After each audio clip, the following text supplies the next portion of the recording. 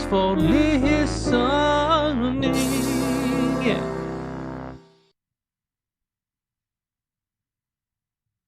Oh, shit. Okay. Hey, guys. Welcome to We Say Things, episode 46. My name is Sunsfan. Joining me is Cinderin. I said, oh, shit, because it's a new intro screen, as you can see.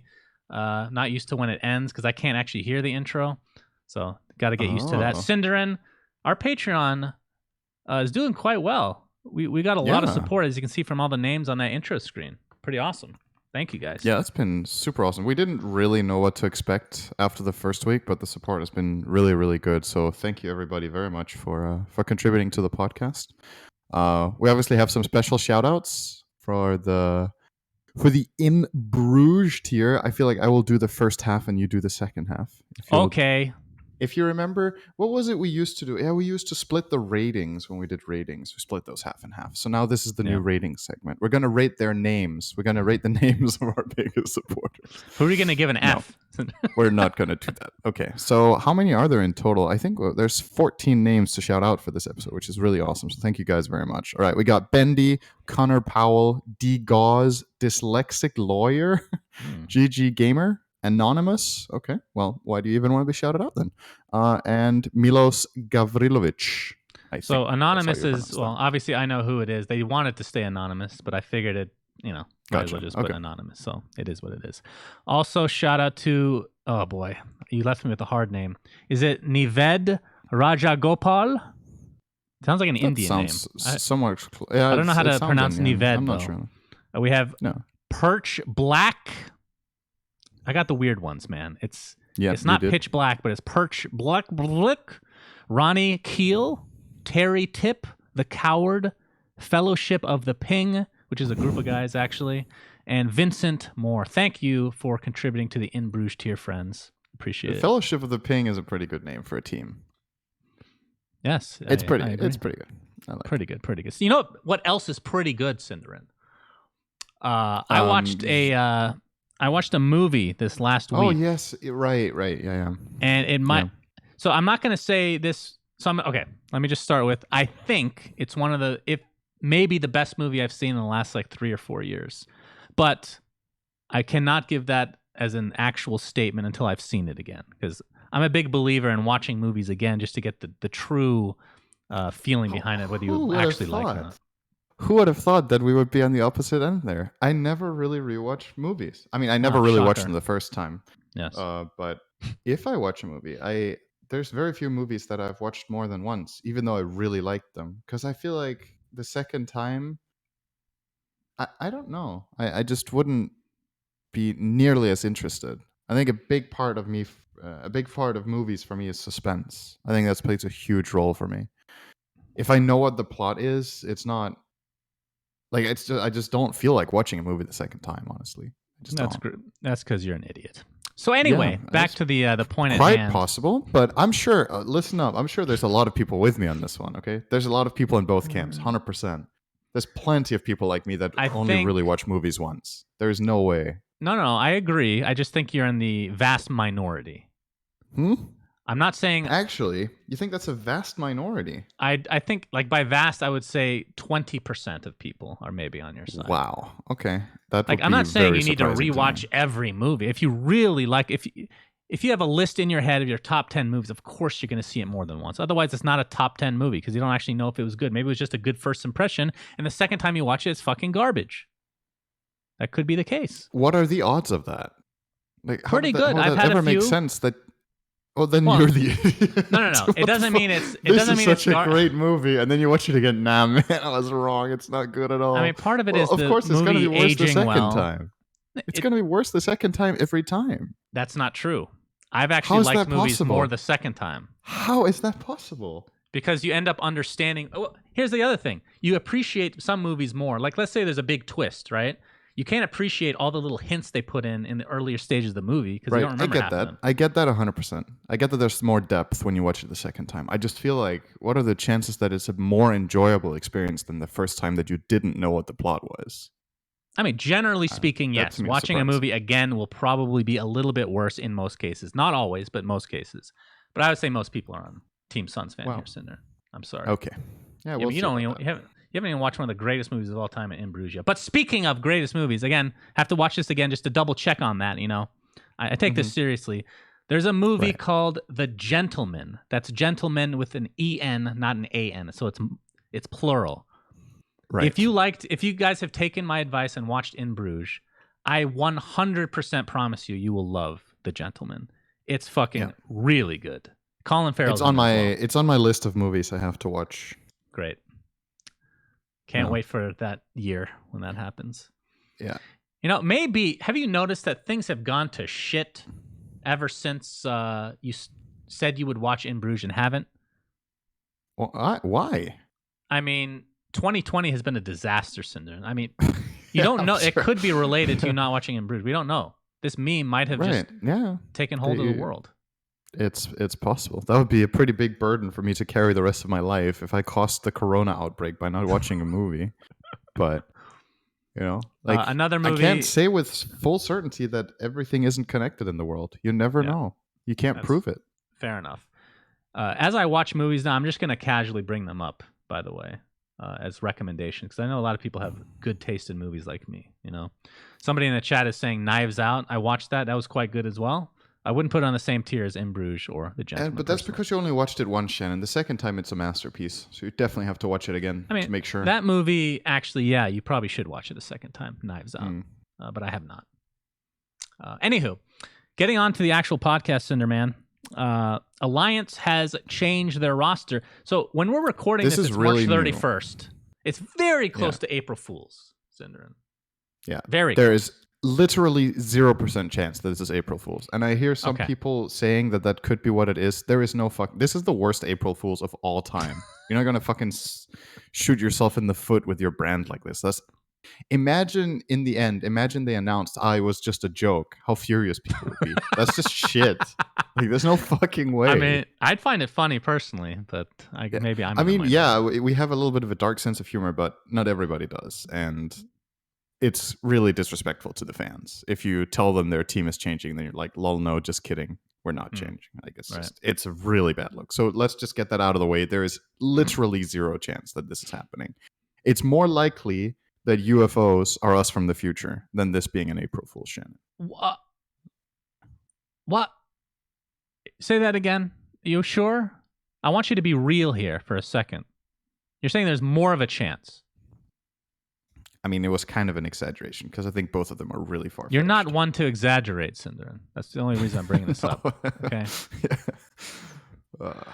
Anywho, the changes that were made, Fada and 33 have been kicked. You wrote down some notes here. This came out like literally 10 minutes ago in terms of on our timeline. It's a few hours old only. 10 minutes ago, like I said. Few minutes ago. So the changes are Fata and 33 were out in the official statement. It's kind of implied that they were removed from the roster. And then there's a confirming tweet from Fata saying that he and 33 did not see it coming at all, but now they're going to take a short break and then rebuild. We've seen some roster changes during this podcast. I think this is the number one most surprising one for me, actually. I did not see this coming at all, and I don't really know what the plan is. I'm like trying to wrap my head around what they could be doing. The official speculation right now that I'm reading that I agree with is S4 is coming back. It's Alliance. S4 has been out for a while. He's an offlane player. He's super experienced. He could be looking to captain. So maybe he plays offlane and captain role, or he plays support and captain role. Either way, I have no idea who the other player would be. Like, there's actually, I just don't, I don't know. I'll tell you, it's not me. So I don't know. It could be. It could be. Is there a larger? What's a better chance, the alien thing or you going on a? Okay, now you're just being fucking rude. Sorry, continue. I apologize. Yeah, I just don't know, and they haven't announced it. I've been talking a little bit to 33 lately, but I haven't had a chance to talk to him because this is so new. Like, I have no idea what's going on. I don't know if they know who they're being replaced by. I don't know if they've actually decided on replacements or if they've decided we want change, and now we're finding out what that change is. Because sometimes teams make roster changes before they have the replacement. It does happen occasionally where it's just like, okay, this is not going to work. We want to do something different, and now we're going to find out what we do. But Yeah, I don't know. It's really surprising. I think they've been doing really well. I think their results went probably beyond what we expected, both of us. I think the community has been happy. Their fans have been happy. Alliance is on the map again for the first time in a long time. The last time Alliance felt this good was probably... Yeah, when was the last really good Alliance? Oh, it's been a while. Years. The last TI showing was TI 6, right? And that was while they still had Bulldog and S4. That was their last like hurrah in a big They got tournament, I wrecked. think. Was it TI 6 that got wrecked? The Manila Major was after that, I think. So I'll agree with don't you remember on one thing here. So obviously we don't know the inside story, but we can speculate because that's what we do. Mhm. That's the fun part about Yeah. this job. Even if Wait, we're they have horribly, good horribly points wrong. too. Let's mention that they have good TPC points too, right? Yeah, true. So what happens again? The players don't keep them. It's now with the team, the org. Do they lose right? 20% points per player that leaves? Is that how it works? They lose a percentage. I don't know if it's 20, but yeah. I actually don't remember this by heart. This system has been changed so many times. Yeah, but that's I'm the pretty issue. sure there is a penalty. So again, without knowing anything about the situation, Fata, he's had. I'm not saying this is what happened, but he's definitely had some issues in the past with some of his teams in terms of being a little bit toxic. He was the captain, right, of this squad. Yes, he was playing position 5. Fata was captain. Yeah. So as far as we know, something could be related to that. 33, I don't know much about. I've never heard anything negative about him. So I don't know if it's anything relating to that whatsoever. Or, like you said, maybe it's more about S4, who I told this story before when we were trying to invite Alliance to Midas mode over the summer. He was completely MIA. Like, literally no one, not even Kelly or Loda could get in contact with him. He was just off the grid. And as far as I know, he's been off the grid for 6 months. Yeah. He could be back. Off the grid. And now Alliance finally managed to reach him with a phone call. They're like, hey, man, you want to play? It's like, oh, I didn't know you guys wanted me. Okay. I guess I could play Dota. So if he's coming back, it would be like a package deal with somebody else if they're going to get rid of 2 people, right? Yeah, the reason this seems likely is that S4 has been casting a couple of games with OD Pixel in that's right. We Save Charity tournament that is also concluded. So that on top of this makes it more believable, I guess, that is what is going to happen. Speaking of that tournament, by the way, I guess we should do a short recap on that. I don't really want to get into the details too much because it was a charity tournament. The teams will have maybe different approach to how they play these games. From what we knew, all of the matches were played for charity, so I don't want to think too seriously about drafts or results showing too much about actual team strength, but just an awesomely successful tournament overall. Like, they got tons of support. I would say the viewership was really good for a charity tournament like that. We Play are running very, very well organized tournaments and are in super high regard among the community.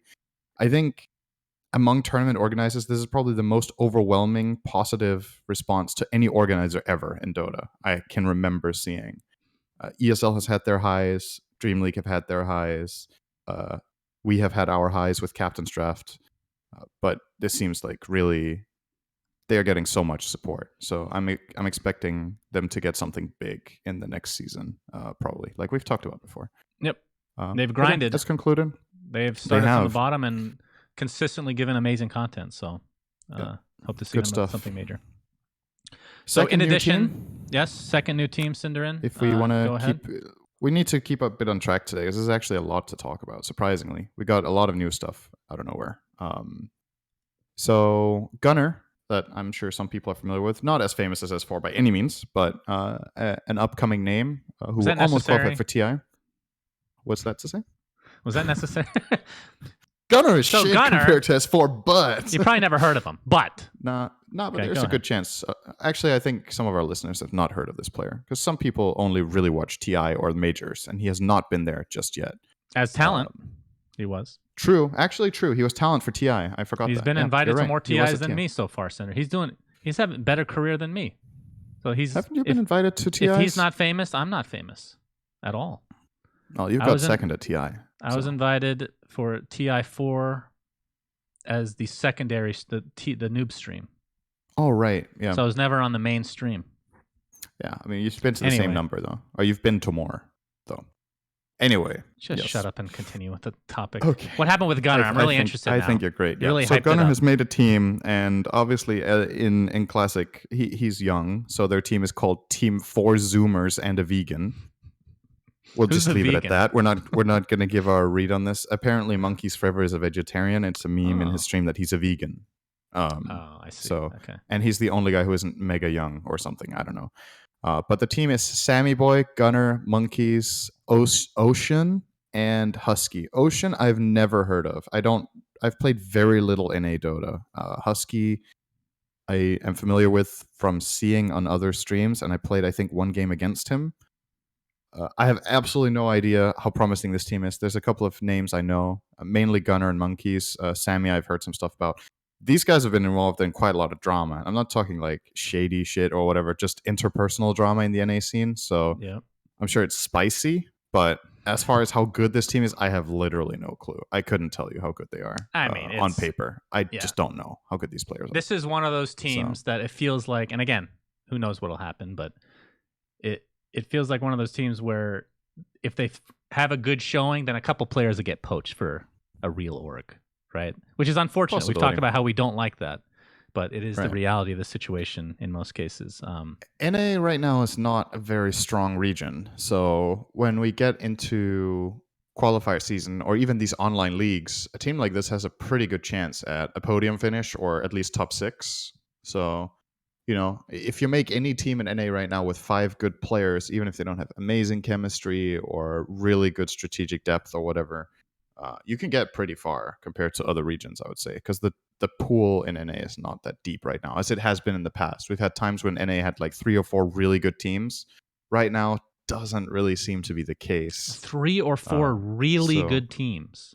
Yeah, I think the TI8 era was probably the peak. There were, who was it? There was EG, then there was VGJ Storm, and I'm trying to remember the third team, but both of those got top 8, right? There was one more team around that time that was also really good. Maybe they didn't make TI, but were still good. Okay, when you say really good, you don't mean really good.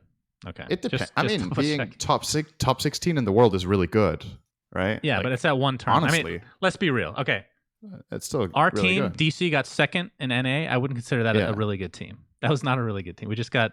It was one of those fluke tournaments. We were good on paper. In that tournament, you were really good. You can't deny it. Yeah, you weren't lucky to get second. You were lucky that you hit your stride, but the team played really fucking well and drafted really well. So it was a great tournament.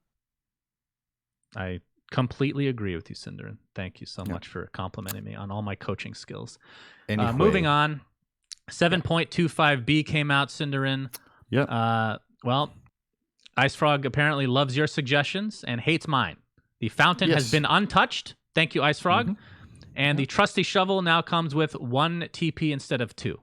And the kill streak thing too. That's kind of a bigger deal. The kill streak thing got fixed really quick or changed. I don't know if I call it a fix because it wasn't bugged. It was just not good, I think. So what they did was they changed. We were talking about this last episode on how the kill streak experience is way too severe, especially in the early game. So they changed it from starting at 500 for a killing spree to 2040 on a Beyond Godlike to 30 times hero level to 100 times hero level. And if I'm correct, the number of steps from killing spree to Beyond Godlike is 8. So it's probably just full out linear. So dominating is 40 times level, mega kills 50 times level, etc., etc. This change is really good. Apparently, it was implemented in a bugged way to start, so people got ridiculous amounts of experience, but that got fixed. So now it works the way it's supposed to. And I think it's been overall a positive change. So happy with that one, yeah. Trusty Shovel digs up 1 less scroll. Ring of Tarask was too strong. It costs 50 gold more. I still think it's like on the border. Necronomicon got a lot more popular. They've made that cost 100 more mana. And then the primary nerfs or only nerfs of the patch were actually Lycan got hit relatively hard and Weaver got hit pretty hard too. These 2 heroes have been seeing insane increase in win rates. Right now, the biggest winner of the patch is actually your favorite hero, Wraith King. who is boasting, I think, a 58% win rate in Divine Plus right now, which is really high for a hero of that The type. no stun build, Cinderin, by any chance? The Arteezy build? Yes, a lot of the time people go 0-4-4. You farm super fast, you're extremely sustainable, and then you join the fight with like a 13, 14-minute radiance, and you have 2 lives. So you're like an alchemist on roids for a bit in that time window with how fast you get your items. Pretty bonkers hero right now, it seems. Not uncounterable, but very, very good. He will probably get nerfed next patch. It seems likely with the win rate. It's too bad because he really has been shit for a long time. You know, he finally found his window, and he's just too good. Poor Wraith King. And his sets are really good too. Not to be that guy, but some of the best cosmetics in the game. Oh, sorry. His win rate is not 58%. I got it wrong. His win rate is up 8.3%. So it's an 8, but it's not the 58. It's 8 plus. Oh, okay, gotcha. Which is an incredible, like, the trends are for the last 8 weeks, right? But this primary change has happened over the last 2 weeks, he has gained 3.4% win rate. So that's like the really big spike in recent times. Well, very good hero right now anyway. We'll see what happens. But yeah, that was a mini patch to just address some of the really... That's usually what happens. The patch comes out, it's a lot of changes. The A patch nerfs multiple things, and the B patch nerfs the leftover things. And then the C patch cleans up. Is going to be the fountain. It's literally the only thing they're going to change. It's Wraith King, probably. But I mean, if it is the fountain, then they're definitely listening to the podcast. You're literally the only person in the world who cares about this shit. That's not true. There was a Reddit thread the other day. Somebody tagged me in it. People are getting really annoyed by this, Cinderin. Up the damage. Do anything. Literally anything. Oh, man. Please, God. Casual. Yeah, you gotta cater to the casuals. You want this game not to die. That's what you guys got to remember. You know. If the game is dying because of fountain, we're in a bad spot. Dude. Hey, when you get fountain dove and fountain farmed consistently, you don't want to play the game anymore. That hurts the game in the long run. As soon as you respawn, you sell all your items. You buy a blink dagger. You blink into the tree line, and then you TP out on the map. Wow. You know, some people aren't good enough to know that, Cinderin. I didn't know that. I just thought about it on the spot. I was like, how can I combat this problem in my fountain? And the game presents you with solutions. So then you do it. It's too difficult. People are too good at timing when you're coming back. You don't have time to blink. Precast all their AoE spells every time. That's what they do. Okay, damn. Moving on. ESL got some news. I'm going to read a little bit of the thing that they posted. After carefully reviewing all possibilities for ESL One Los Angeles and Birmingham 2020, we have come to the conclusion that both tournaments will not proceed as initially planned this year and will both be transformed into online tournaments. So ESL One LA has already begun, actually, March 28th till April 19th. And it's a 3-week league.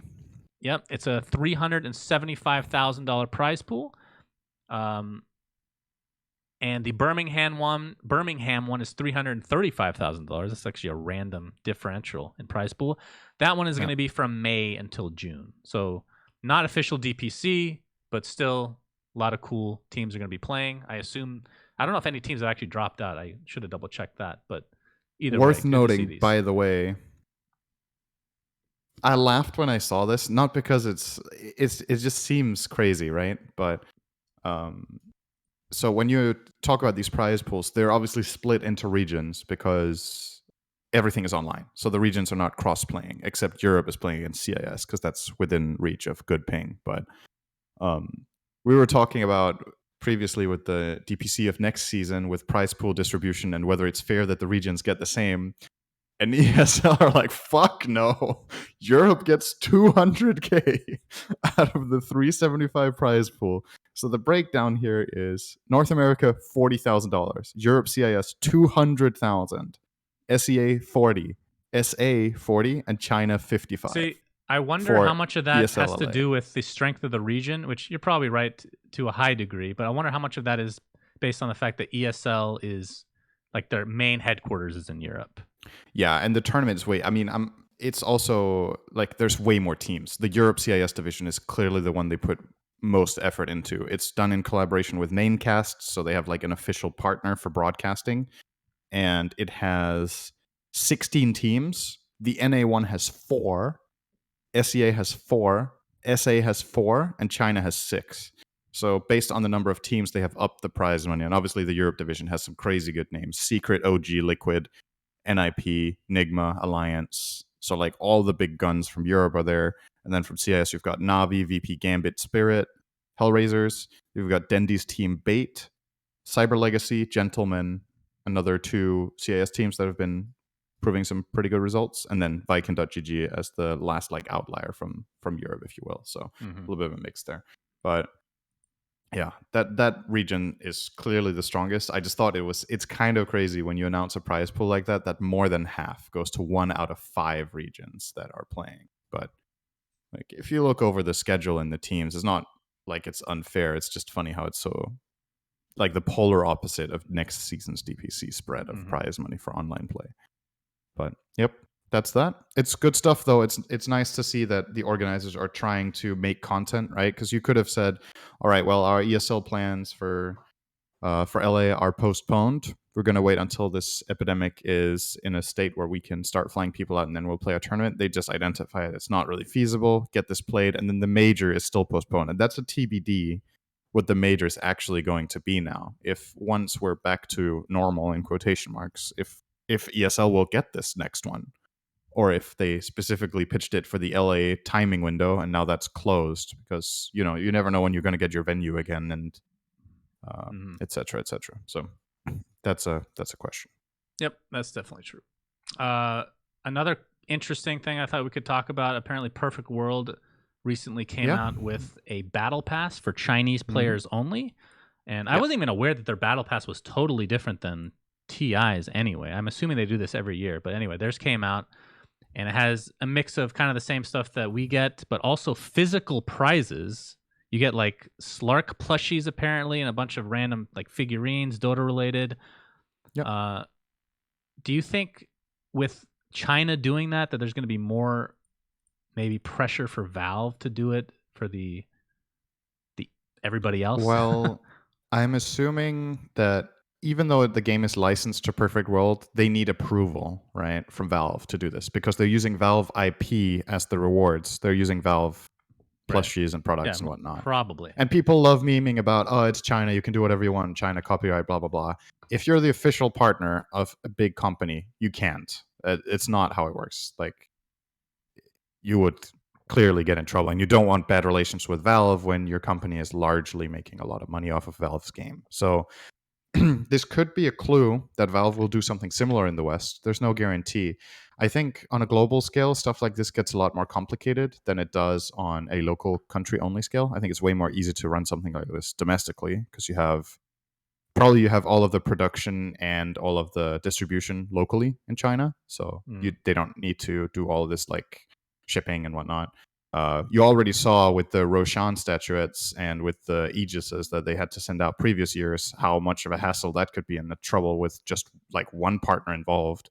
So if you have to start doing this with multiple different products in multiple different production facilities or whatnot, it can get dicey. So I don't know if Valve are going to do that, but I think the idea of this is really cool. That you complete in-game achievements and you get physical rewards. I think it's very motivating for casual players to go and play because you get something that you can, have in your home because you're a fan of the game. It's like it's for the same reason that when the secret shop is at TI that it's so flooded because people love their game, so they want to buy the products. Well, now you can earn them in-game as well. So, and get similar rewards, I like the right? physical aspect to this, but then there's the conversation of, let's say, like, it doesn't really make sense for Valve to come out with a battle pass right now for TI when we don't even know when TI is. But what is the reason that third-party tournaments stopped getting compendiums? I believe our Captain's Draft was the last one, I want to say. Maybe a DAC afterwards or something like that. Yeah, it was one of the last for sure. Basically, it ended up being, this is really profitable for the tournament organizers. Let's just do it for ourselves and do it for, at that time, the majors / TI, and now just TI. So with, the whole world setting with the coronavirus and whatnot, why not just let third-party tournaments do that again, just for a few months? I think the concern has to be the devaluing of TI, right? Like the fact that everybody has X spending power in the year, and if they spend on other battle passes, inevitably a fraction, I don't know how big that fraction is, Valve probably know because they have all the data, will have less buying power. And the goal is to beat TI's prize pool record and to make TI as big as possible. So everything you make during the year will take a bit of money away from TI. That's something we've talked about at length previous episodes of this podcast. We're obviously both big fans of spreading the wealth a lot more than having last year. I think 80% of the prize pool was concentrated in one tournament, which is kind of insane when you think about it. But if you want to keep following that pattern and TI needs to beat its record every year, then it can be tricky to find this balance, because in the end, Valve might actually, or is likely to make more money, I think, if they put in more of what you just said, like let tournament organizers have compendiums, have sets in the game again that people can buy, because Valve still takes a majority of the cut of the profit. So overall, I think people would be spending more money, but less will be spent on TI as a result. And then it's about what do you think is more important for the game? I think the best thing for the game, and again, we've talked a bit about this, but I have a new theory. You know how people say when TI doesn't reach the previous year's mark, the game is dying? I actually think that's going to help so much, because when it finally doesn't hit, it means that Valve don't feel this pressure to have to beat that every fucking year, which means you can open up this kind of stuff for other tournaments to make a little bit more money, and your game as a whole, like throughout the entire year, will make more money. We'll get more players involved on a consistent basis, as opposed to this one segment of 3-month time where everybody's buying all this shit for TI. It'll actually be better in the long run. I just wish it happened 5 years ago. That's the only issue. But that's an entirely different issue. That we could talk about for fucking ever. And it's just, it's just like, it's kind of a shame that that's the mindset, like, of the community, that is what they.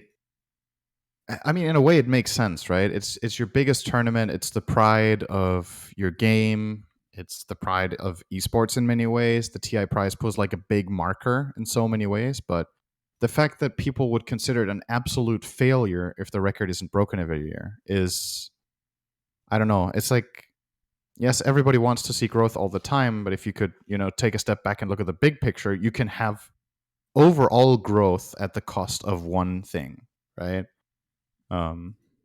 It's just, I don't know. I mean, surely Valve have considered this and talked about it, right? And maybe they just don't think that is the way to go, or don't think that their data doesn't suggest that that's true. That if you put in 10 tournaments throughout the year that you could buy stuff for, that the net gain would not be bigger than having this one TI where people go hard. Because, like, to be fair, if you think about it, maybe we're being a little bit too simple here with people's spendings. Because let's say you've spent a good amount throughout the year on Dota and the TI Battle Pass comes out. Maybe you're like, okay, this year I won't get it, or I'll only get the basic part. Whereas if you haven't spent much, because it's microtransaction based, people snowball in this thing. And I'm a victim of it myself, right? You're close to the next reward. It's really cool. You want to get it. Then you're suddenly close to the next reward. And all the rewards last year were really good. Like, they put in a lot of effort to make really good stuff. So somebody who decides, okay, I'm only getting the basic one, or I'm not getting it at all, might have ended up spending more than they planned for because the rewards were good. Whereas now they're just at a point where they're like, okay, I can't finance this. Does that make sense? Like, they actually, in the end, they might have pushed them further and they would have spent more. There's a lot of different perspectives you can look at. And I don't know.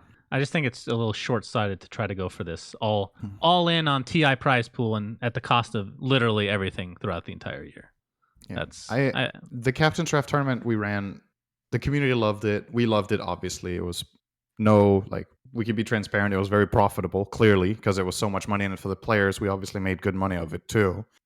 To me, that was like a proof of concept of, holy shit, this is really good. And then they shut it down. We were like, fuck. Like, why? Come on, man. This is great. It was good for all parties involved, except maybe TI. Like, I can't see any other downside to it. I actually just can't. Like, that Juggernaut set. That's my boy, right there. Okay, so I guess the thing is, without disclosing the full like split or whatever, and how much money we made and how much money Valve made. Obviously, if they have the content themselves, they get 100% of the profit, right?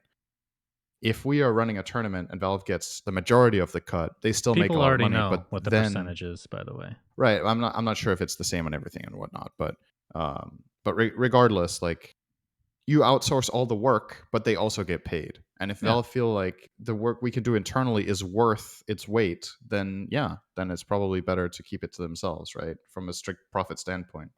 I just don't know if they're making enough of this that the community couldn't actually bump them up.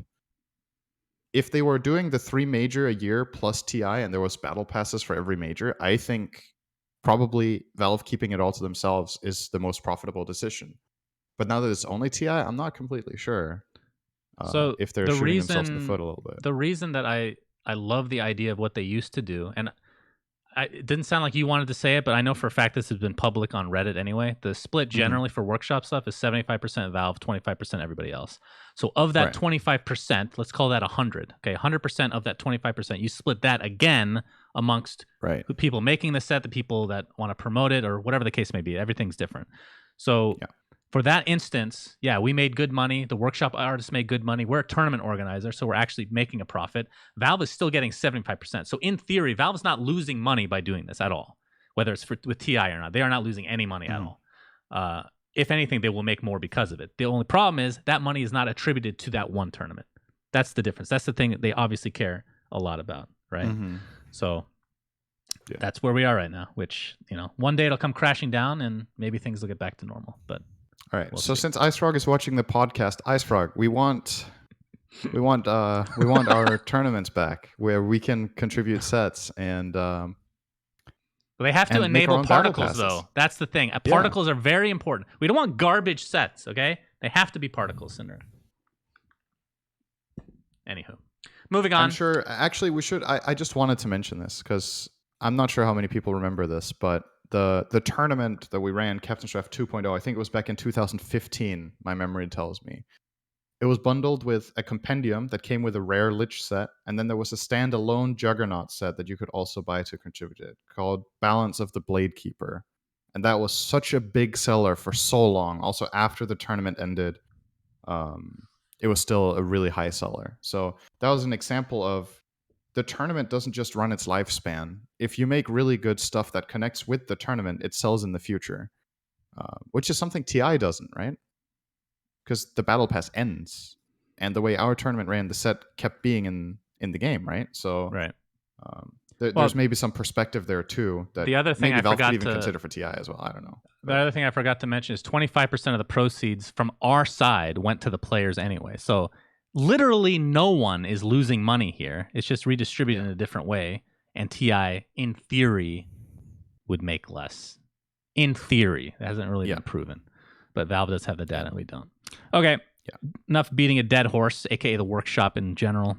It's fucking dead. Pros, Cinderin, they've been apparently feeding down mid a lot, breaking their items. This is nothing new, but I was watching. I read a couple of these threads. So one of them was Mason. He was like, he fed a few times by accident, not by accident. He just like got killed a couple times, got very frustrated, broke his items. And Sammy Boy, who is on the new team, like you mentioned, who's known for being toxic as well, to be fair, got very angry because they had a chance to win that game. But instead, this Mason is like was rather, the TMZ of Dota, okay? Can I just say that quickly and then go on? This is the TMZ. But he breaks his items anyway, and they get into an argument, and it is what it is. I was watching this on Lukey's stream as well. Another game of Mason where he was angry from this isn't related to the other game. This is completely separate. But apparently he was mad at somebody on his team, and he gets matched up with them again, right? Instead of avoiding them like a normal person would, Mason gets matched up with them again, and instead of playing the game, he randoms. He gets Earth Spirit, and after 10 minutes, he proceeds to play zoomed in, as in like in showcase mode the whole time. Right. So obviously they lost that game. Everybody's pretty upset. Then you have Eternal Envy, who I can't remember the exact context, but he ends up getting mid. He wanted mid, and so did Sammy Boy, and Sammy Boy picked it first, and then Envy was like, fuck it, I'm going mid. Right. And then he ran down mid and fed. He ran Okay, down mid and fed. are you seeing a common pattern here? NA. The reason I Yes. laughed so hard is that you've titled this in the outline. It's called "Pros Breaking Items / Feeding Down Mid," and I'm just reading through the names. It's NA personality, NA streamer, NA pro player, and then NA pro player all chat, NA pro player tweet. We haven't gotten to those yet. The thing, this isn't only happening in NA, right? Like that's the Right. thing. It's just funny to see that it's like this overwhelming thing. And I'm not laughing because I don't care about this, right? I think this is a genuine problem, and I wish there was something more done about it. It's kind of just like, I don't know. It's just funny. It's funny to see like the way things just stacked up for this week's episode with this, like with everything. It's like the perfect storm of fucking NA, you know? Like, yep. We have moments like this in Europe too. Don't you worry. It's not region specific. Sometimes people break their items. Sometimes they feed down mid. Sometimes they abandon because somebody makes mistakes. Like there's angry people and unreasonable people in every region. No doubt about it.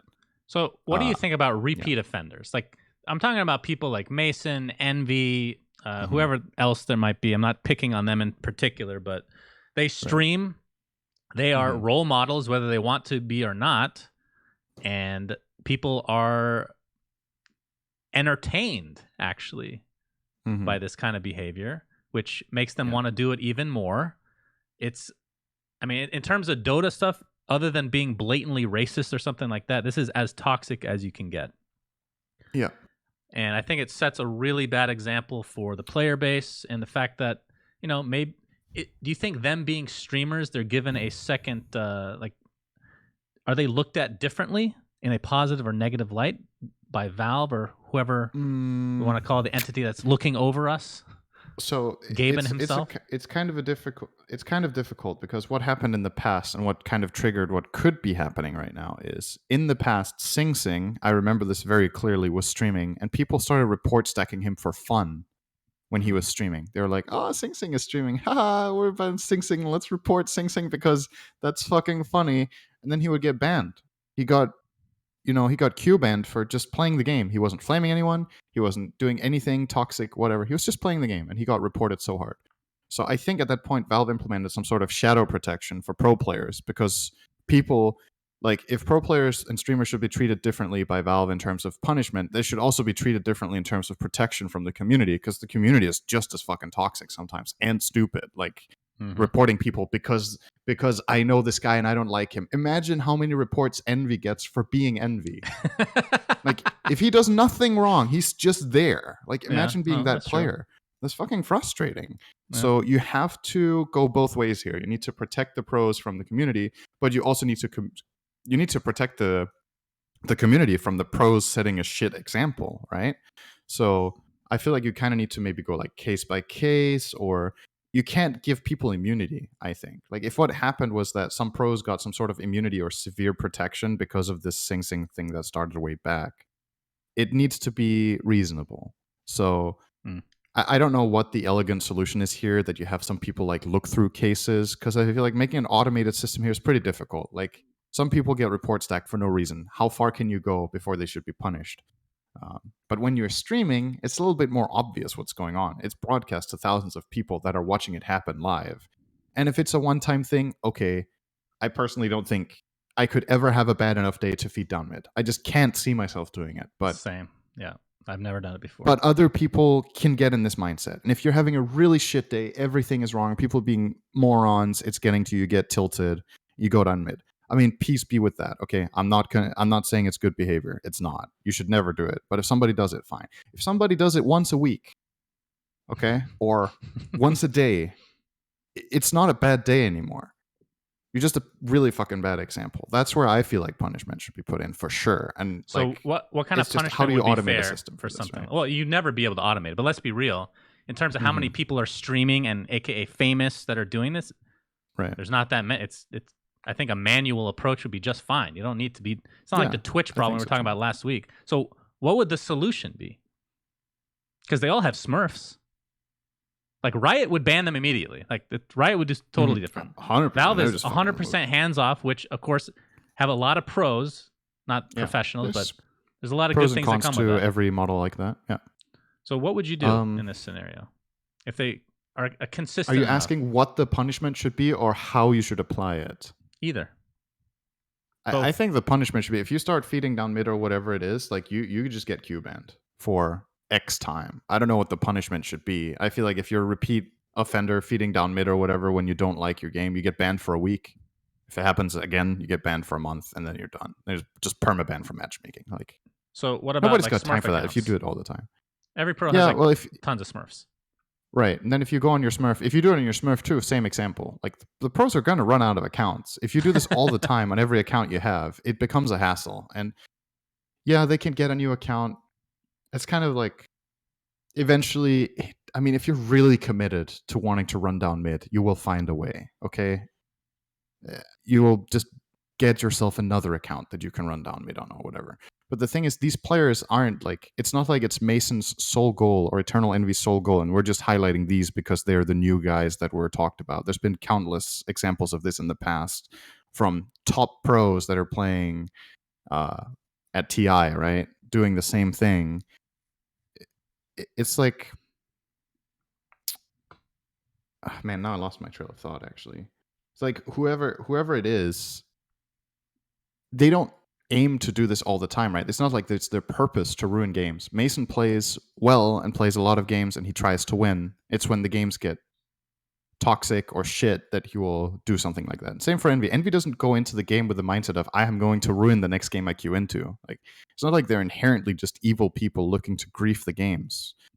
There are players like that, actually, but the example I don't gave have the impression directly that about any Mason is exactly that. He went into that game wanting to grief. He randomed and then played in showcase mode. I think he only did that because that guy was in the game that ruined his previous game, in his opinion, right? So if he didn't get matched with him, he would not have done it again. That's my point. Like, it's not like he doesn't go into the game with a mindset of no matter what happens here, I'm going to ruin the game. Right? It's because it's a specific person you have a vendetta against. And if he has Dota Plus, I have no fucking clue why he didn't avoid him. I don't know. Maybe it's good content. I would imagine he ran out of slots for that. Yeah, but then the guy in the bottom gets pushed out. I've been through my avoid list a couple of times now. And then I start playing with people that I've avoided a week ago or 2 weeks ago or 3 weeks ago again. And then I avoid them again. It's kind of like an elevator that just keeps running. I mean, honestly, I just don't have time for that. If somebody does this in my game, instant avoid. I don't care who it is. If somebody runs down mid and feeds in the start of the game, that attitude, I don't. You should ask Valve to increase your cap because I'm sure you're more responsible with the avoid feature than most professional players. I can send an email for you, Syndra. Don't worry, I got you. I don't know. Yeah, they watch our podcast, right? So we're fine. Yeah, that's true. Ice Frog, only for Syndra's account. Thanks. I don't have the perfect solution here because there's multiple accounts and whatnot, but the really unfortunate thing here is that I think these people have more of an influence than maybe they do. They're like, man, whatever, I'm just a player. I know I'm streaming, there's people watching, but they don't. If you've seen after Arteezy got popular, how the language of the game changed, it was actually kind of really fascinating to watch how his catchphrases just became true. Like, they just became common speak in all regions. Like, end, I'm done. Like these things where people didn't say this before, and it's still, people will say I'm done and then keep playing, right? But that was Arteezy's thing as a part of his stream, and it just spread. And when people start being like, oh man, my game fucking sucks, man, these guys are idiots, I don't want to play anymore, I'm just going to break my items. I'm not going to say it started with streamers, but it absolutely became a bigger problem with streamers. Well, that's a perfect example because, of course, not all pros have bad influences, right? Arteezy himself has had a lot of good. Like, for example, I wouldn't say this is good necessarily, but just as an example, the term boys. He was the only person that said that back in the day, and now literally everybody says that, including the Europeans. Boys. It's not just region specific. Mm-hmm. So it's important it's even the same for people like us that have a voice on whether it's Twitter, Facebook, or in-game, or whatever the case may be. If you're known, you can have an influence on the community, and a lot of times these people are being very... like when you're super toxic, like I get mad in game, right? I almost never take it out on my teammates. Like if I'm streaming, I'll complain like all the time, but I will never have my mic on during those times. Right. But at the end of the day, like feeding down mid, breaking your items. I've played this game for over 15 years. I have never done that, not even one time in my entire life. I've never done that. Mhm. And the first thing that comes to my mind is, oh, they're just immature. Mason and Envy are fucking 28 years old, man. They're almost fucking 30. Like, holy shit. Everyone's so old now, and they're still acting like they're 15 years old. It's crazy. I don't understand that mentality at all. And yeah, it's an issue. It's definitely an issue that I think people overlook at times. I mean, the other thing that I'm thinking about is, let's imagine a sport analogy to this. Let's imagine in sports, in a team game or whatever. It's different because it's teams, right? But imagine a player just in basketball was just like, fuck this game, I'm done. And then he threw the ball into his own basket, right? It was like, I hate my team, I'm going to leave the court or whatever. The outrage from fans would be insane, and he would instantly be fired. I have a from the story team. He would for be you if you'd taken like off. it. But no, but the thing here is that I feel like I also don't want to put all the blame on the streamers here, right? Because the reason that this thing happens is that the viewers, in part, are celebrating this stuff, right? They think it's funny, they think True. it's good content, and they're laughing their asses off instead of being like, "What the fuck are you doing? I can't support this shit. I'm going to switch off your stream and go watch somebody else." Which means that in the community, there's a big mindset that this is like, not that it's good behavior or that it's great, but that it's like, whatever, it's just a game, you can do shit like this, you know? People probably have like these different levels of what is acceptable and what isn't. If everybody had the opinion that we did, these streamers would get lynched for doing shit like this. And they are by parts of the community, but not by all of them. They still have their viewers, right? So the viewers are willing to see through a lot of shit and accept a lot of shit because of the good stuff that comes with it. Because let's be honest, like between all of these shitty moments, there's also a lot of good moments. There's a lot of fun moments. It can be very entertaining to watch these streams. There's just some things that we personally hate, right? But I other think people like. the issue is So, that it's a vicious cycle, right? You're saying that people support this and they like it, and there's a reason for that. It's because that's what their quote unquote role models have been doing for quite a while. Like it's a chicken and egg thing, right? Like, is the reason that the streamers are getting away with this that it was already festering and now it's just embodied in streams, or is the reason that it became a big problem that streamers started doing it? I would argue that the problem has always been there, and that streamers amplify it. So that they have a responsibility, but they're not the root of all evil, right? That's the main point I'm trying to make here, is that it's not like some certain individuals that ruined our pubs forever. Like, this mentality has always been there in multiplayer games. There's always been game ruiners before streaming was even a thing. There were people griefing, right? Okay, so that's not what I'm saying. I'm saying people supporting that. That's the vicious cycle. Right. That's where it becomes weird. Because yeah, you're right. People have been breaking their items since Dota 1. That's always, I mean, games were miserable back then, honestly, way worse than they are now. Absolutely. But now you have, I feel like when you're a popular personality, you have a responsibility to not be a giant douche. At least you can be a douche, like a douchey entertainer, right? I've gotten away with that many years, Cinder. But there's a limit to everything. There's a limit to everything, and I don't know. Somebody needs to do something about it, I feel like, because it doesn't feel like there's enough power in, like, us talking about this isn't gonna make any difference. You know, people making threads probably won't make any difference. People not watching would, but that's not going to happen at this stage, because they want to see the next. I mean, it's like if you see a train about to crash, you're gonna watch. Isn't that the same mentality? It's like, I want to see this fucked up situation. Maybe I don't support the people dying on that train. I guess if you see a train crashing, you kind of can't look away, but at the same time, you're not cheering for the locomotive driver to. You're like, yeah, let's go, dude. Woo! Fucking break that rock That's the tunnel. Dota mentality. I guess that's the difference. We're all fucked up.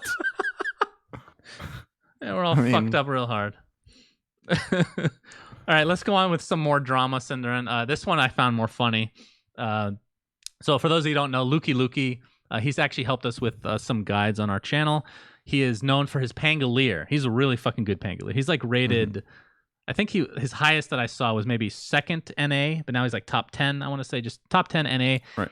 He always picks Pango if it's available, which, you know, it's basically 50% of the time now. So CCNC had an all chat rage, which has now become a meme, where he typed No, you can't just pick Pango every game. You're turning a game about adapting to situations and learning new things about heroes into a sick perversion. Dude, I love when Quinn gets angry. The way he writes things, it's so good actually. It's like most people, this is something I can appreciate. When people get upset, like whether it's legit or not, we can talk about whether this is a fair argument or whatever, but I love when people are creative with language. Like there's too much of this flat flaming, oh you fucking moron, oh you dog, blah blah blah. Like this kind of thing, oh, this is like really, this is a juice for me. When somebody is like, you're turning it into a sick perversion. Quinn has this ability with language when he's like angry and passionate about something, he really lays it on in a funny way. Like I think this is hilarious. The way he writes this, like the wording is just funny to me. Now, if it's true or not, like if hero spammers like this are, because some amazing pros kind of started out this way. Some of them never changed. Bulldog never changed. Um, some players started out this way, like Jerax was playing a load of Earth Spirit. He was spamming the crap out of that hero and kind of got discovered. And then it just turned out, hey, he's actually good at the game and he can play almost anything. But as far as the argument goes, I don't really care that much. It's just CCNC was just frustrated at the moment. I think. So you're talking about the unique language used. It actually reminded me. If you guys have not seen this video, I highly recommend. I don't know if you've seen it. Have you seen the Swindle Melons Heroes of New Earth video on YouTube?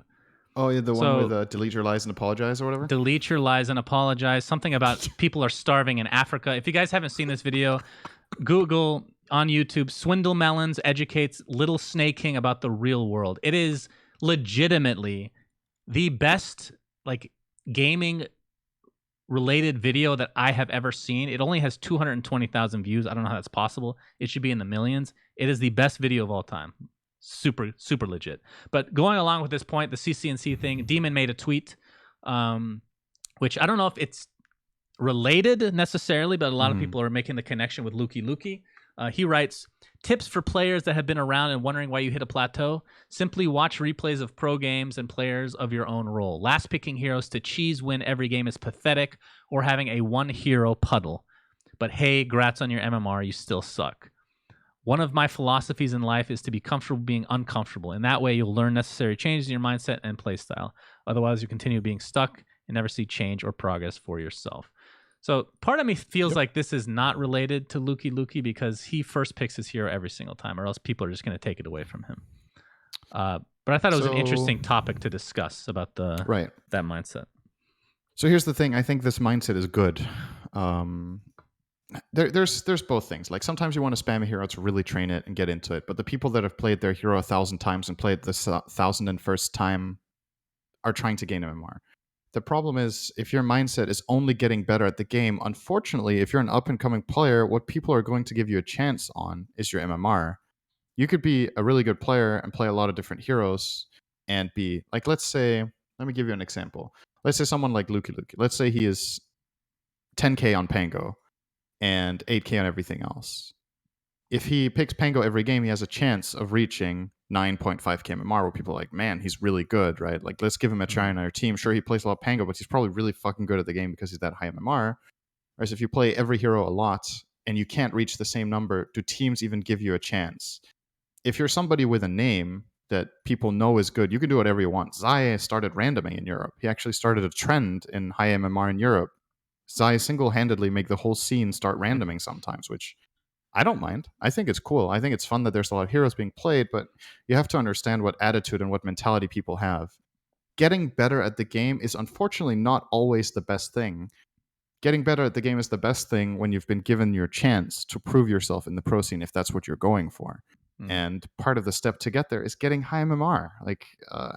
I wish it wasn't the case. I wish everybody could just look at these pubs and see talented players for what they are. You could play every hero, and then if you can be like, imagine you could be like 8k MMR and be really good, because there are players like this. There are players that are really good and people that fluctuate in MMR. Like right now, there are top pros that are not super high MMR either, but they don't have to care that much, right? Right. But Oh, I like you're think a new for guy, you're a new 17-year-old guy who wants to get pro in Dota. How do you get discovered? Like, what else do you have to do? You can't do anything else, right? I think the There's way no Luki league Luki for you did to it prove is yourself. actually really good. If I were like, let's say I was like 17, 18 years old and I was trying to become a pro Dota player, this is actually what I would do. I would spam 1 to 2 heroes, try to get as Mhm. much MMR, and like I don't even know if he wants to go pro, but he's becoming a bigger streamer, so that's definitely helping his stream Right. become more Mhm. recognized. So now that you've made it to this point, you're top 10 NA, you've been top 10 NA for however many months now. You can start expanding your hero pool. You don't have to stick with Pango. You don't have to, he's playing a lot of Void Yeah. Spirit now. I know that's his second hero, I believe. But there's no Mhm. reason, like if you can get that good with these 2 heroes, that you can't expand that even further. So I Sure. actually think if I were to restart and do everything all over again and try to go pro, I would go down the exact same road. Honestly, I think it's the notoriety is the hardest thing to achieve. Becoming Yeah. known in the scene and respected for as a skillful player and a not toxic player, those are the hardest things to achieve.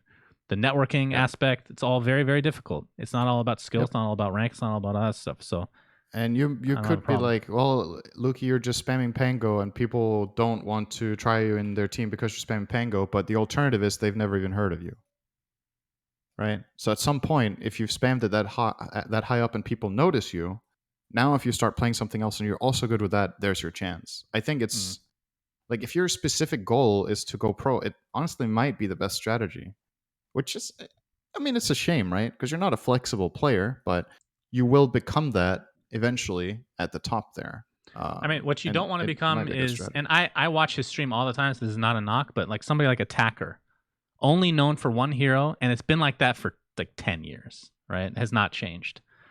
Right. Um, so yeah, if because we're talking about a short period of time, Pango's only been out for like what, a year and a half, so it's not like Yeah, he's something been like that. he's not been highly ranked for that long. So you still have Mhm. time. He's a young boy. He's a young lad, Cinderin. He'll be fine. Yep. Moving on, I want to talk about the 12v12 custom game. Had some interesting questions about this for you. So, Okay. as you know, both Overthrow and 12v12 were Valve games. Oh wait, Yeah. was Valve 10v10 or 12v12? 10v10, I think. Oh, okay. Pretty sure. So somebody, obviously Valve does not really keep up with their mods, which I honestly that of the things we can complain about, that's not, in my opinion, one of them, because it's probably not the highest priority. I can understand that. So as a result, people kind of recreate the mod that they made and Yeah. add stuff to it or update it to be more balanced or whatever the case may be. So this guy made Overthrow 2.0 and he made the 12v12 custom game. Yeah. Now the issue is he has put in, now that it's become popular, some pay to win mechanics, right? Right. So somebody came out with a copy of his mod without those mechanics. So the question is, what are the rules here in your opinion? Is there, what should you or should you not be allowed to do? Because if you're just taking Overthrow and copying it and Yeah. somebody's copying you to get rid of the pay to win mechanics, Mm-hmm. is that a big deal? Is the line being crossed when you have to make your own assets and Well, somebody what are copies we you? talking? Are we talking what is right, or are we talking what is legal? Right. Because those two Because things are really legal, different here. I don't know Okay. if you can do Because anything legally. legally it's Valve's choice, right? Yeah. That's the ball's in their court. They can be like, no, you guys can't monetize this. No, you guys can't do this and that. No, the blah blah blah. They could have taken it down if they wanted to. So, what's right or not? I mean, it's not right to plagiarize someone's map, right? So it's just this like weird gray zone because the original map is Valve's. Mm. So if you're editing that one, then you're taking Valve stuff and you are trying to profit off it. I have a little bit of a bad taste in my mouth about people just taking Overthrow or 10v10 or whatever Valve has made and then profiting off it unless you significantly change the game. I haven't played this 10v10 or 12v12 map or whatever, or the Overthrow 2. I think the Overthrow 2.0 or whatever it's called actually made some pretty significant changes. So if you're like using Valve's map as a template and you introduce a lot of new stuff to the game, you make maybe hero changes, balance changes, you add items, whatever. Like you make things different. Then I mean, fair enough, right? You've added a lot of stuff to the game and profiting off that is fair enough. You put in work. If you take someone else's game because you don't like the way they're running it, and then you're just like, I feel like this is wrong, so I'm going to make the same version of the map just without any financial incentives in it. Mm-hmm. I don't know. Like, I feel like it's a gray zone because some things that people implement should not be Yeah. implemented in I any way. Like whether it's pay to win or not should So just not as be. you know, So, I made it public back in the day. The Noob from UA thing, where he would take mhm. the TI stream and just put it on his channel. I had a problem with that. Right. Nobody, like Reddit, kind of destroyed me at the time, and then a few months later, Mhm. Zai had a problem with it for him copying his stream, and then people were all on Zai's side, right? So I feel Mhm. kind of weary to say anything, but obviously I care about copyright and stuff like that. For this one, it is weird though. You're right. There's a gray area because you're taking a Valve mod Yeah. and then somebody's copying a copy of a copy. Like, does it really? Like, I don't know how to feel about that. Honestly, it's weird. I don't know. Like some of the It's things, just strange. for people that don't know, that are on the Patreon. I don't know how you feel about the like pay to win mechanics. Mhm. High level access, you get bonus you can choose at the start of the game, like extra damage and cooldown reductions. You can instantly get items, so you don't have to wait for a Yeah. courier. They just go directly into your inventory. You can kick people from the game. Of course, they say if you abuse it, they will remove that access, which maybe that's even needed for custom games because the lobby system is complete garbage. Mhm. So essentially, he remade it without all that stuff. So then it's another question of, Right. do you think because it's a copy of a copy and he made all these changes that maybe people don't like, maybe they do, I don't know. Does that change anything in your mind, or is it a black and white situation? I don't know. I just in any game like this, I just hate this pay to win shit for this. Like, how does that make the game any good? You know, like Right. I'm fine with paying for some sort of like the reason. Like either pay for convenience or paying for standing out is fine. Like if you could get some like cool cosmetics, you can get custom skins for your heroes that is only for patrons or whatever it is, that's fine. But if you're starting to pay to win in a custom game like this that has a very short finite duration per game and there's no like I don't know, man. This is a huge turnoff for me. Like, I would just stop playing this mode. If I was playing this game and enjoying it, and this came out, I would quit instantly. I was just like, what the fuck is this? You know, like, why That's would I play interesting. this? Okay. Because like, okay, let me put it in perspective. Let's imagine there was pay to win in Dota pub games. Now you could start paying $5 a month to start with extra 50 gold. Imagine what the community would think about that. Just as a thought experiment. Imagine what people would think. Valve would get destroyed, Of and course. that's not an exaggeration, The right? integrity of the game So is a little bit different than custom games, yeah, though, right? obviously, but it's like I know custom games are for fun and everything, so that's fine. It's just it's not up my alley. Okay, I'm not saying people are jerks for liking this stuff. If you can pay to win in a custom game, but if I were to do this, I would definitely make it pay for either convenience, so some sort of easier way of hosting the types of lobbies that you want, or like whatever you could imagine. I don't even know what convenience Dota could really get in this aspect, to be honest. But yeah, the rest should be cosmetic based or something to show off or something to be proud of that doesn't like put other players at an inherent disadvantage when the game starts. That's pretty weird. So moving on to another custom game, because this becomes more black and white for me personally. There's a very popular Mhm. mod now called Custom Hero Chaos. Have you played it yet? No, I Uh, haven't played custom games in quite a while, actually. it's pretty fun. I've only played it a couple Mhm. times. I haven't really had time to delve into it and whatnot, but I've watched some people play it as well. Right. I'd recommend it. It's a Chinese mod. Mhm. So the official name is Custom Hero Chaos Summoner Online. Okay, it Right. has. I'm trying to very small text here. Is that 1 million 960? subscriptions. Yeah, basically 1 million Damn. subs. Okay. Now It's like our somebody. number of patrons. That's right. One day we'll get there. So somebody recently made a mod called Custom Hero Chaos Improved. Completely different person. It actually has 250,000 subs, and from what I was reading, it essentially just fixes bugs that are in the original, and Right. it adds a couple different things. Like I think you can pick more heroes, like 5 instead of 3, stuff like that. So this I have a problem with. I don't think this should be allowed. This custom game was actually custom made. It's not like you're copying it from somebody else. They made their own map, they made everything themselves, and somebody's copying it, and they have 250,000 subscribers.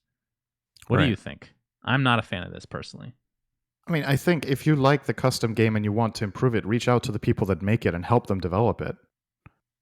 You don't just copy. I mean, I don't know if this guy copied the code or wrote something similar from the ground up or whatever, but I mean, yeah, this one is also. I agree. Like, it's not. It's just not okay. I don't know what else to say. Like, you don't just take someone else's game and then improve it and make it your own, right? You you can't really do it like this. So yeah, I'm with you. I don't know, but I also, at the same time, I don't know enough about this game. I don't know if there's any monetization involved. I don't know what's in it for either party. But yeah. I mean, maybe this guy who made the improved version did try to reach out to the original creators, but if they're Chinese and they can't communicate with each other, then he was like, I want to make this map better, but they can't. I mean, who knows what it is, right? Well, let's say that is the case. Does Full that on make it better? speculation. Right? I mean, it makes his intents better, right? Because he just wants the game to be better, right? It's not like he's looking to, oh man, I'm going to steal this product and make it my own. It's like he loves the mod and he wants to help, and they are refusing his help. I know. But I'm not saying it's great, but most people won't care about this because I hate to say this, but because it's a Chinese developer. But I feel like if this, what do you think the perspective would change if it's not a Chinese developer? Let's say I make, like, our mod comes out, which it will be soon, by the way. Yeah. And somebody does this to us. I would be pretty fucking pissed because we spent, like, it's been 9 months of development now. Right. And I don't know if there's anything I could do. Like, I could email Valve, I guess. I don't know if they're going to give a shit. Pretty sure you're allowed to just do whatever the fuck you want as far as, like, I don't think there's any rules against copying somebody else's mod right now. It's kind of like the wild, wild west. So this kind of scares me. I mean, I guess honestly. the best thing you can do is to keep making your mod better than the improved version, right? Sounds awful. Yeah, it does. To be better. It's I mean, it's terrible. Like, for the end user, in a way, they're like, oh great, we can just choose between whichever game we like the most. But it's not really a very good way of running things. Yeah, it's just not. That's why there is IP and copyright. Because you kind of, you put in all the legwork, and that's what people often forget with stuff like this, is that you put in 9 months of legwork to make this, but somebody can copy it in a week, right? So then if their work is supported and profiting as much as yours is, they made the same amount of money in a less than a tenth of the time, and that's just not okay, right? So yeah. All right, moving on. Cinderman. I don't know, it's fascinating to think about. Because I really do believe that if it was not a Chinese developer, people would care more, as terrible as that is to say. But it kind of is the reality. We were going to talk about Half-Life Alyx. I'll just briefly say I played it for about an hour and a half, Cinderin. I'm going to play more, I promise. Yep. Of the amount that I've played, it was quite good. Okay. They have like the teleport. You can choose what kind of movement you have. The default is teleportation, so I didn't really get sick. But I mean, just wearing that thing for a fucking hour and a half, it kills me, honestly. It just gets really uncomfortable, and I start to get like a headache. But the game itself, I can tell, is super high quality. So I've been very impressed so far. But I will be playing more. Yeah, let's wait until you've played a bit more and talk about it in more depth then. But so your first impression was good compared to other games on VR, but you're still hesitant about VR. Yes. Okay. Correct. Cool. Yep. I think it's broken a lot of records for Steam ratings, by the way. It might be like the top 5 rated game of all time on Steam or something like that. That's pretty crazy. Which is shocking considering most people can't play it. That's actually shocking to me, but that's really cool. So good for Valve. Anyway, speaking of Valve, Artifact, Cinderin. Artifact news. They came out with a blog post today called What's the Plan? Beta 2.0. And guess what, Cinderin? I'm going to read it word for word, whether you want me to or not. You can't stop me. So, this week we wanted to talk about the Artifact Beta 2.0, what it will include, and when it will happen. We've been focusing on gameplay changes first. The biggest change is zooming out to allow players access to all 3 lanes at once. The majority of effects still work on individual lanes so they can still maintain their identity, but it's less likely that a player will get shut out in the same way they used to. We've also focused on making the game easier to pick up. We aren't selling cards, so you won't face an opponent with a stacked deck. We've also added a new draft mode, Hero Draft, that gives you a taste of constructing decks without all the pressure. The beta will exist as a new executable, and access will be granted to individual accounts. When we are ready to send out invites, we'll let you know the process. Here's the current roadmap. Number 1, testing boring stuff. That's where we are right now. Number 2, trickle out No, invites. wait. You said you would read it out. That was not exactly what it said. You need to read it Okay. again. Number 1, testing boring stuff. Less than symbol, hyphen, bold, Arrow pointing left. Thank you. Okay. Yeah. Arrow pointing left, we are here.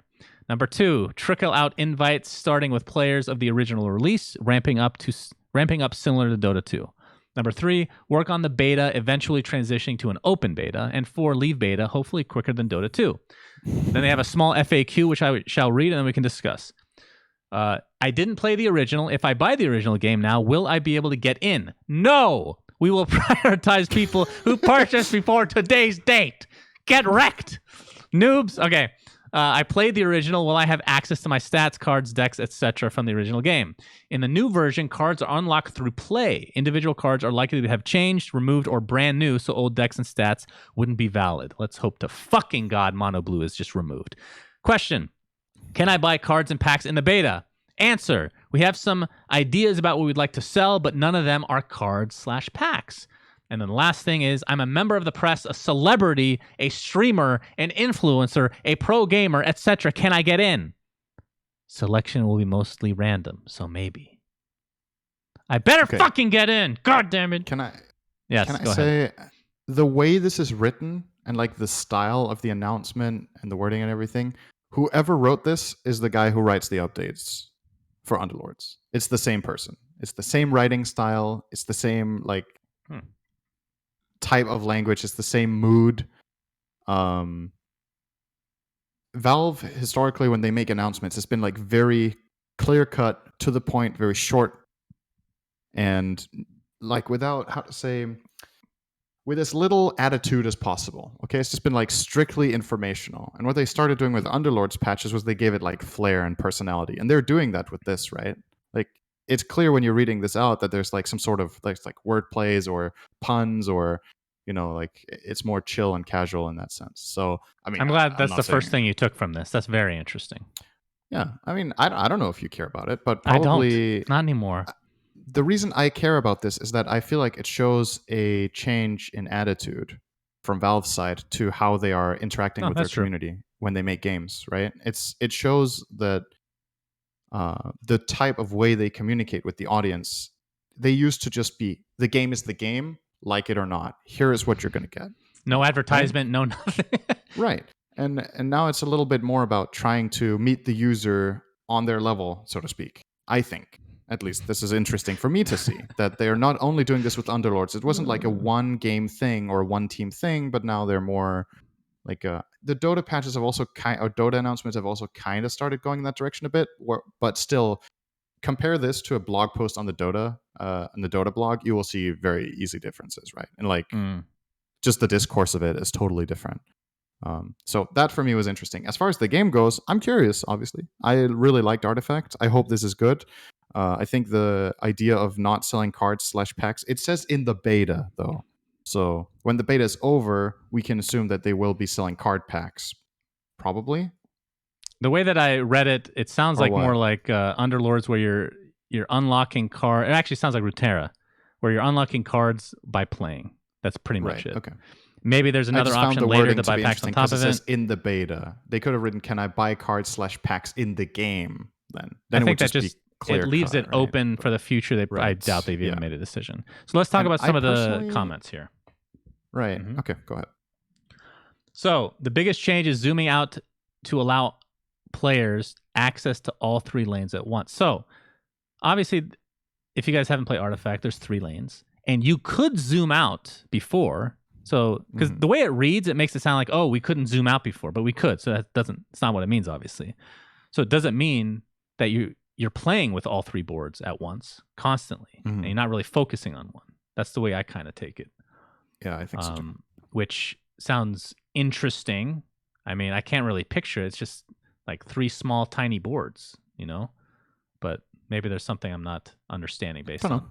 Have to wait and see. Speculation.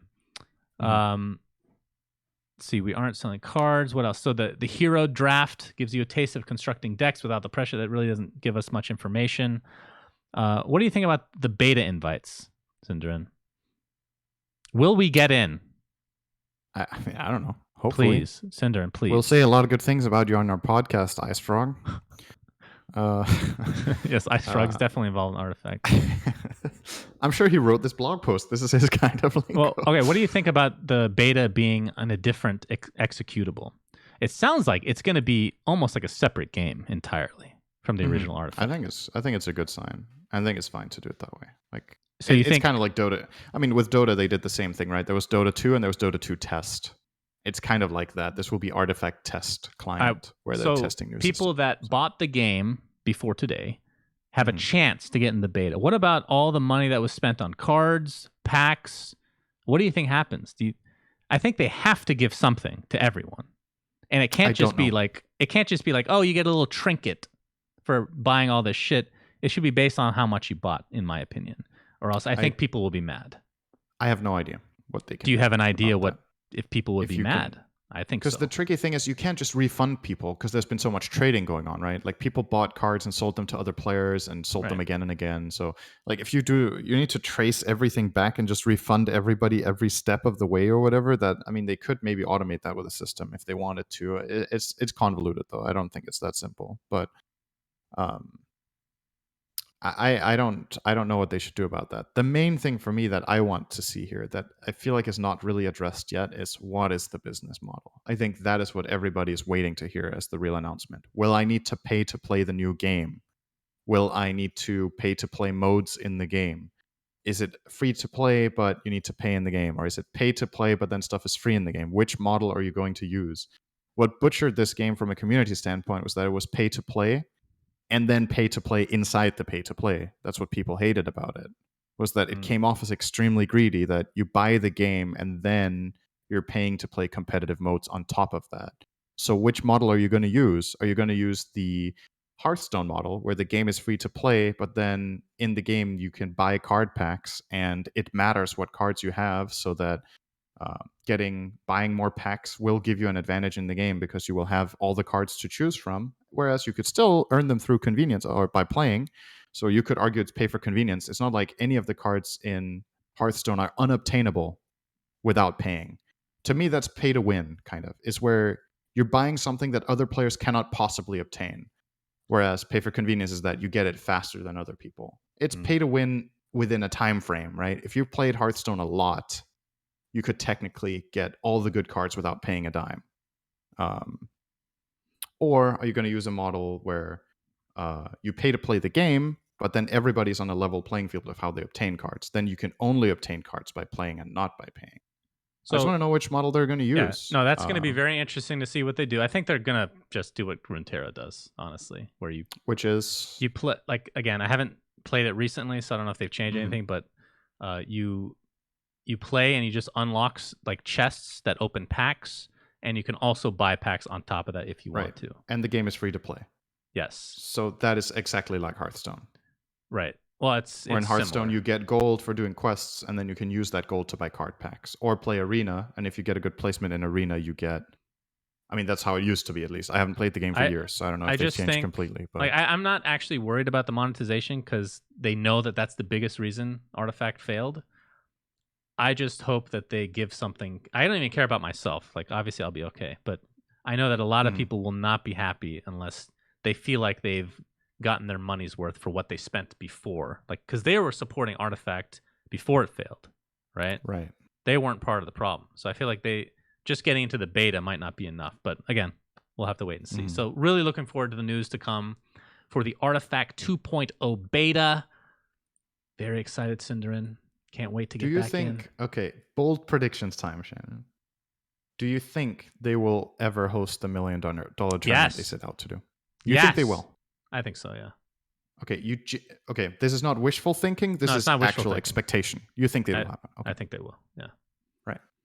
I could be wrong, obviously, but I do think I would fucking love to see that, man. I think original Artifact had the potential to be that. I think it just looks bad that they never would do it, right? Even if it was a failure, if you're going to restructure the game completely, the monetization model, everything, you should hold to your word, I think, and just do that $1 million tournament. And that should be like the reveal. Although that might be Damn. hard to do with a bunch of people in the beta, but that would be a sick reveal, no doubt about it. Mm. You just have like a bunch of people playing that have never played before. Like they're so shitty at the game, but they're all playing for $1 million. That would be sick. I'd enjoy I'm that. guessing this 2.0 will not be streamable. If they're just going to invite people that are in beta, I would assume it is streamable, but we'll see. Okay. It sounds to me like they're just going to be super transparent, but again, we'll see. A lot of this stuff was vague in this blog post, so we'll just have to wait and see. Right. Okay. Last segment for today is the Patreon mailbag. Of course, we got a bunch of questions from all of our patrons, so thank you guys for that. We'll do this one first, Cinderin. From Niv Nav, what is your alcoholic drink of choice? I have a bit of a backstory on this one, actually. That's Dota related, as a matter of fact. At the Manila Major, it was a very nice hotel at the Manila Major. That was fucking awesome. And they had nice. It was very nice. It was the best buffet I've ever buffet I've ever seen. The buffet was amazing too. They had a nice selection of drinks there, and I was like, okay, I want to try something. So I tried this drink called Amaretto Sour. I didn't really know what it was going to be, and it was love at first taste, man. That shit was so good. And now it's kind of, after that, I don't know, I would say I've became a little bit of a disciple almost, where if it's on the drink menu, if I'm out and having a drink with someone and it's on the drink menu, I'm like, you should really try this. It's really good. It's kind of, I'm a connoisseur, I guess, in a sense. Not like, I don't drink it a lot or make it a lot or know a lot about the differences. I'm just a super big fan of it. Connoisseur is probably the wrong word. Anyway, love that drink. I think you would like it. I know you don't drink much, but it would be your kind of thing. I believe I'm not wrong if I'm saying that you're mainly into not like very strong drinks. You call me a bitch? You don't like... Call me a bitch? No, that's You're not correct. exactly I'm a big bitch when yeah. it comes to alcohol. I hate alcohol. Do you like almonds? Or marzipan? I've literally never heard that word in my life.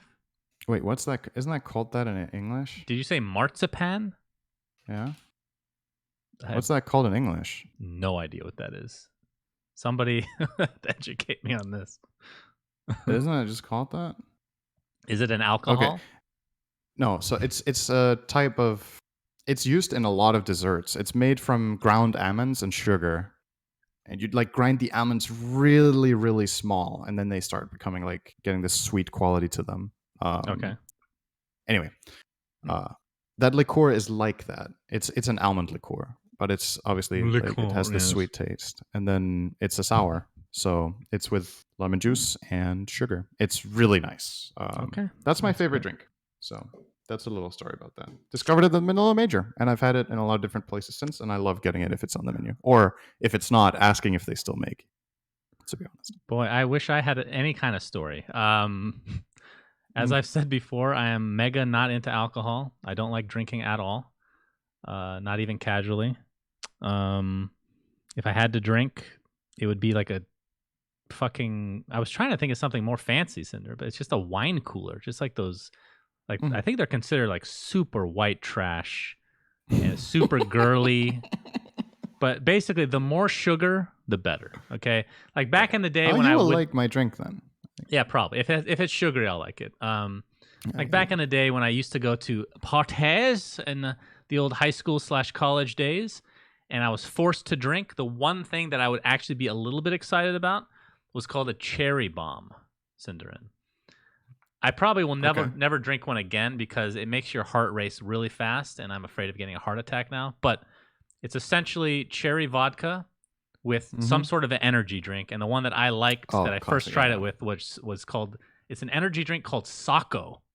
I've never heard of it. I've never even seen it at a store before, but people try it with Red Bull and whatnot. It's not quite as good, but yeah.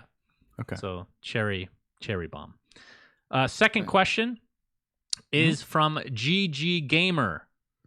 Do you think with all the bad PR that Artifact had after its terrible monetization came to light, that it has a chance of bringing both old and new players? I know it depends on how much the game changes, but using No Man's Sky as an example of a game changing in a positive way, there's still a cloud that will always be surrounding the game. It's a really good question that I don't think I really have any kind of answer for, because this is unprecedented for a Valve game. I think I have an answer. Please. to an extent. I think the game will be significantly smaller than the original was, Could like the have been. original prognosis was for the original game. I think you've lost a lot of people along the way that will never come back. And now the goal is to get all the people that were on the fence or tried it and liked it, but then stopped playing, such as me, for example. I haven't played Artifact in a long time, but I was genuinely excited and liked the game. I'm the kind of player you can get back. Uh, there's a lot of players you will never get back, and that's a shame, but that's how it is. The game will, hand on heart, there's like, honestly, I don't think there's any way it will get as big as the original game could have been. But we can hope that they do a good enough job that it gets big enough, if you will, to make Well, it a great it's game. not just that. But I agree with everything you just said, but it's also that since just a year ago, a lot has changed. Runeterra is now out, and that is considered like the big boy on campus. In addition to Magic, in addition to Hearthstone, it's Right. pretty fucking crowded. Let's be real. Yeah, And it's I tough. think one thing that we've proven is Dota players don't like anything but Dota. Nobody played Underlords. Nobody played Artifact. Most of the player base does not care about any other game but Dota, which is And unfortunate I but think sad reality. I think the No Man's Sky example that GG Gamer mentioned is a great example of this exact thing, where a game was super hyped because of its potential. The launch was a monstrosity. Tons of people left or refunded the game, got upset, never came back. And some people that were genuinely excited stuck around, and now it's a much better game from what I've gathered. I have not played it, I have to say, but I've seen some of the like community feedback and the overall like attitude toward the game that people are showing, where it's a much better game than it was initially when they launched it. But like the original expectation was that this would be the next big thing and there would be millions of players, and it's just not that big, right? And I've talked about this. I think we've talked about it on the podcast. I've also talked about it on my stream, that I feel like there's a curse right now around gaming where games on average, they just get released too early. They really do. Like, take your time to finish your game. It might cost you profit short term, but long term it will be worth it. More often than not, I think. Like, First impression is huge. I'm obviously not an expert here, and I think the big problem is the stakeholders that want a return investment. They've invested into the game. They're putting pressure on the developers. The game needs to be launched now, and the developers are like, "Okay, we got to put it out now. We've made a promise or whatever." That is something that we've had games in the past that became greats because they took their time. Warcraft 3 was delayed, for example. Originally, it was supposed to come out earlier. They delayed the game. Did we talk about this in the podcast right now? I think it was on my own personal stream. I said by now, in this day and age, if a game gets delayed, it gets me excited. Actually, in the past, when games got delayed, people would get frustrated and be like, You a "Oh fan man, of fuck, I was edging, looking forward to Synderen? playing this." I like when games get delayed because to me it shows that the developers care about the end product and they're not going to throw some shit at me that just needs to get done and get thrown out. I just right? learned a lot about your sexual life right now. Come on, man. No, but so no, I know but a lot for now. real though, like there's so many games right now that there's like early release or pre-order, and people jump on these pre-orders because they're excited, and then the games have to come out and they're just not ready yet. Like, No, I would true. way rather just wait another half a year for a game to be done. The perfect example I have right now about a game I'm excited for is Super Meat Boy Forever, where I really loved the first Super Meat Boy. Super Meat Boy Forever has been postponed twice. It was supposed to come out last year, then it was supposed to come out last year again, and they just made an announcement saying the game isn't ready yet. It will be out 2020. I'm like, cool. Tell me when it's ready, and I'll play Thank it. God, I can't wait. No, I mean, way rather that than excited. that they put in a shit game, right? Like, and if you think back, like, I don't know, just 5 or 10 years ago, when games got delayed, people were like, "Oh fuck, man, they haven't worked hard enough. You know, they should have met the deadline." Now I'm not interested anymore. For me, it has the direct opposite effect right now. I feel like there's been too many games lately that are just not done or not ready when they get released. One of the big victims of this, or big sinners, if you will, is probably Blizzard, where they could have taken more time to make sure things were implemented correctly and good before they got launched. Every game developer has kind of made mistakes lately, I would say. A lot of them, at least. But Yeah. some are I don't doing a know. good job at taking their time. See, and it Artifact helps. wasn't necessarily that. No, it was. I'm not saying They- Artifact was released too early. They made a different kind of mistake. That was Yeah. not about. Exactly. It was not a too early release. The game was functional.